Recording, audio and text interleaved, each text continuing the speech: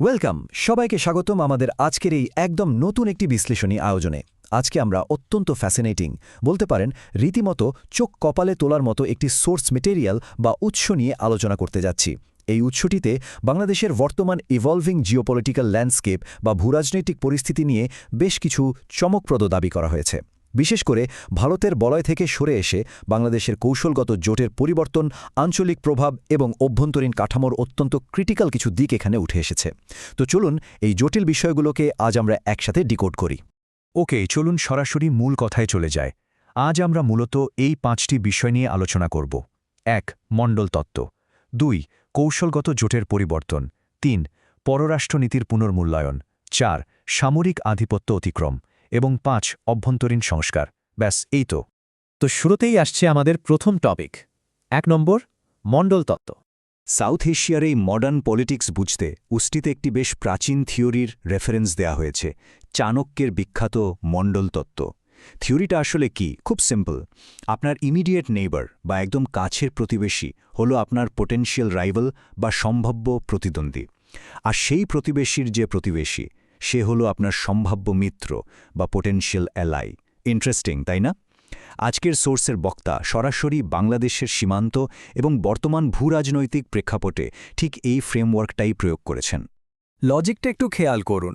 একদম কাছের প্রতিবেশীর সাথে কি হয়, বর্ডার শেয়ার করতে হয়, রিসোর্স নিয়ে টানাটানি থাকে, আর ঠিক সেখান থেকেই তৈরি হয় সিকিউরিটি ইস্যু বা কনফ্লিক্টের সম্ভাবনা।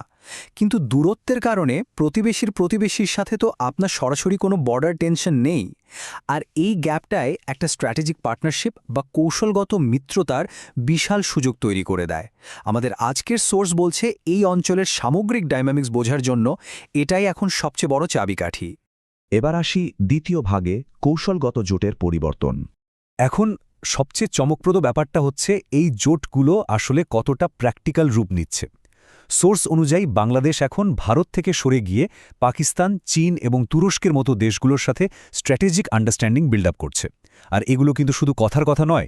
তুরস্কের কাছ থেকে অ্যাডভান্স ড্রোন, চীনের সাথে তিস্তা ব্যারেজ প্রজেক্ট আর জে-10সি ফাইটার জেট নিয়ে কথাবার্তা চলছে। এমনকি পাকিস্তানের তরফ থেকে জেএফ-17 আর জে-10সি জেটের কম্প্যাটিবিলিটি এবং আগে থেকেই ফ্লাইট সিমুলেটর দেওয়ার মতো মিলিটারি সাপোর্টের দাবিও করা হয়েছে এই উৎসটিতে। রীতিমতো গেম চেঞ্জার একটা ব্যাপার। শুধু তাই নয়, আঞ্চলিক কূটনীতি নিয়ে বেশ স্ট্রং একটা ক্লেম বা দাবি করা হয়েছে এখানে। বক্তার ভাষ্যমতে গ্লোবাল স্কেলে ভারতের ডিপ্লোমেসি নাকি ফেল করছে বা ব্যর্থ হচ্ছে, আর অন্যদিকে পাকিস্তানের কূটনীতি আগের চেয়ে অনেক বেশি গ্রো করছে। আর ঠিক এই কারণেই ওনার মতে অতীতের নির্ভরশীলতা থেকে বেরিয়ে নতুন এই সম্পর্কগুলো বাংলাদেশের ভবিষ্যতের জন্য একেবারেই ক্রুশিয়াল। আমাদের পরবর্তী টপিক 3 নম্বর, অতীতের পররাষ্ট্রনীতির পুনর্মূল্যায়ন। সবার সাথে বন্ধুত্ব, কারোর সাথে বৈরিতা নয়, লাইনটা আমাদের সবারই খুব চেনা, তাই না? কিন্তু এই সোর্সটা বেশ জোরালোভাবেই দাবি করছে যেটা আসলে কোনো রিয়েলিস্টিক স্ট্র্যাটেজি নয়, বরং এটা একটা চাপিয়ে দেওয়া দুর্বলতা। বক্তা বলছেন একটা স্বাধীন রাষ্ট্রকে অবশ্যই তার শত্রু এবং মিত্র ডিফাইন করতে জানতে হবে। এই সবার সাথে বন্ধুত্ব নীতিটা নাকি বাংলাদেশের ওপর একরকম ইম্পোজ করা হয়েছিল, যাতে আমরা আমাদের নিজস্ব স্ট্র্যাটেজিক পজিশন কখনোই ক্লিয়ারলি তৈরি করতে না পারি। এই পয়েন্টটা আরও ক্লিয়ার করতে উৎসটিতে বেশ চমৎকার একটা ঐতিহাসিক ঘটনার রেফারেন্স টানা হয়েছে। বলা হয়েছে, প্রেসিডেন্ট জিয়াউর রহমান একবার বর্ডার ইস্যু আর কাদের সিদ্দিকির বিষয়ে সরাসরি তৎকালীন ভারতীয় প্রধানমন্ত্রী ইন্দিরা গান্ধীকে বেশ কড়া ভাষায় ওয়ার্নিং দিয়েছিলেন। সোর্সের মতে এটাই হলো রাইট ডিপ্লোমেসি বা সঠিক কূটনীতির আসল উদাহরণ। মানে শুধু বন্ধুত্বের দোহাই দিয়ে বসে না থেকে যখন দরকার তখন ন্যাশনাল সিকিউরিটির জন্য একদম শক্ত অবস্থান নেওয়া। এবার মুভ করা যাক 4 নম্বর টপিকে, সামরিক আধিপত্য অতিক্রম। এই অংশটা বেশ সেন্সিটিভ আর ক্রিটিক্যাল। এখানে বাংলাদেশ সেনাবাহিনীর ভেতরে বিদেশি, বিশেষ করে ভারতীয় সিস্টেমিক ইনফ্লুয়েন্স বা পদ্ধতিগত আধিপত্য নিয়ে কিছু সিরিয়াস দাবি তোলা হয়েছে। সোর্স বলছে, বাংলাদেশ ও ভারতের মধ্যে যে জয়েন্ট মিলিটারি এক্সারসাইজগুলো হতো, সেগুলো আসলে নিছক কোনো মহড়া ছিল না। স্পেশাল ফোর্সেস থেকে শুরু করে ইনফ্যান্ট্রি আর আর্টিলারি, ধাপে ধাপে প্রতিটি সেক্টরের সাথে এই যৌথ প্রশিক্ষণের আসল উদ্দেশ্য নাকি ছিল বাংলাদেশ সেনাবাহিনীর সক্ষমতা এবং দুর্বলতাগুলো বা উইকনেসগুলো পুরোপুরি ম্যাপ আউট করা। আর এখান থেকেই একটা ভয়াবহ বিপদের কথা তুলে ধরেছেন বক্তা। উনি দাবি করছেন যে একটা প্রতিবেশী রাষ্ট্র ডেলিবারেটলি বা ইচ্ছাকৃতভাবে বাংলাদেশের আর্মড ফোর্সেসকে পঙ্গু করে রাখার ট্রাই করেছিল। ট্রেনিংয়ে যাওয়া অফিসারদের নাকি এমনভাবে প্রভাবিত করার চেষ্টা হতো যেন তারা ভাবতে শুরু করে নিজেদের এত বড় সেনাবাহিনীর দরকার কি, কোনো সমস্যা হলে আমরাই তো আছি সাপোর্ট দেওয়ার জন্য। বুঝতেই পারছেন এই ধরনের ডিপেন্ডেন্সি বা নির্ভরতা একটা স্বাধীন রাষ্ট্রের জন্য কতটা অ্যালার্মিং হতে পারে। আমাদের শেষ সেকশন 5 নম্বর, অভ্যন্তরীণ চ্যালেঞ্জ ও সংস্কার। নতুন এই স্ট্র্যাটেজিক অ্যালায়েন্সগুলোর পুরো সুবিধা পেতে হলে দেশের ভেতরে বেশ কিছু পলিটিক্যাল আর স্ট্রাকচারাল বাধা দূর করতে হবে বলে সোর্সটি মনে করে।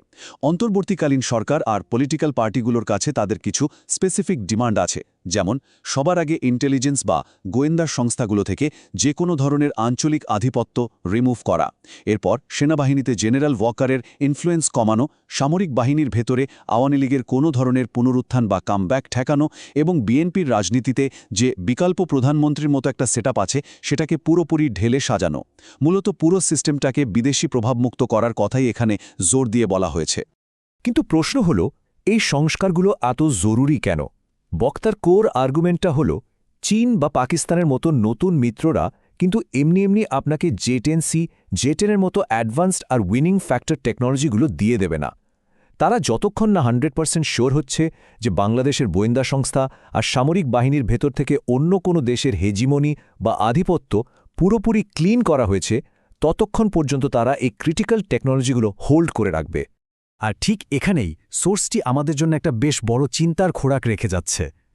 মণ্ডল তত্ত্ব মেনে আমরা ভারতের বলয় থেকে বেরিয়ে নতুন কৌশলগত জোটের দিকে এগোচ্ছে ঠিকই, কিন্তু নিজেদের ইন্টেলিজেন্স আর মিলিটারি সেক্টরে অভ্যন্তরীণ সেই আধিপত্যের পুরোপুরি সমাধান না করে কি আদৌ এই নতুন জোটগুলোর আসল সুফল পাওয়া সম্ভব?